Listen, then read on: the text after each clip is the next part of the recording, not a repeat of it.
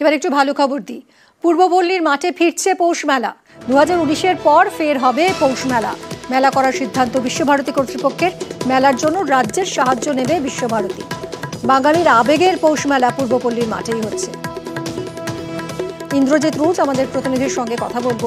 ইন্দ্রজিৎ, অর্থাৎ পৌষ মেলা নিয়ে যাবতীয় জটিলতা কাটলো তাহলে? একদমই পৌষ মেলা নিয়ে কিন্তু যাবতীয় জটিলতা, সেই জটিলতা কিন্তু কেটে গেল। কারণ 2019 সালে বিশ্বভারতী আয়োজনে শেষবারের মতন পৌষ মেলা হয়েছিল পূর্বপল্লীর মাঠে। গত বছর পূর্বপল্লীর মাঠেই পৌষ মেলা হয়েছিল, কিন্তু সেটা বিশ্বভারতী আয়োজন করেনি। আয়োজন করেছিল কে না, রাজ্য সরকার।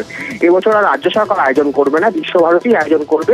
রাজ্য সরকারের কাছ থেকে তারা তাদের যে সুবিধাগুলি লাগে, অর্থাৎ পুলিশ প্রশাসন থেকে শুরু করে অন্যান্য যে সমস্ত জিনিসগুলি লাগে সেগুলি নেবে, এমনটাই কিন্তু তারা জানিয়েছে এবং সেই মোতাবেক লিখিত আবেদন করা হবে, এমনটাই কিন্তু বিশ্বভারতী কর্তৃপক্ষ আজকে নিজেদের মধ্যে একটি বৈঠক করেছে এবং সেই বৈঠক থেকে এমনই সিদ্ধান্ত উঠে এসেছে। ধন্যবাদ ইন্দ্রজিৎ।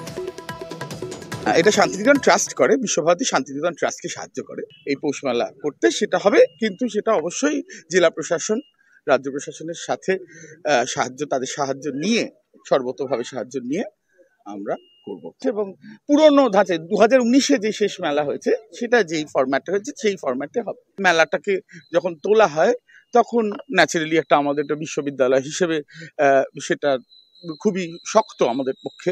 তো সেখানে রাজ্য সরকারের একটা সাহায্য লাগে। এই যে পুকুর আছে সেগুলোর পরিষ্কার করা আছে, এটা ভীষণ গুরুত্বপূর্ণ। কারণ এত লোক আসে, তাদের তো এই জলটা ব্যবহার করতে হয়।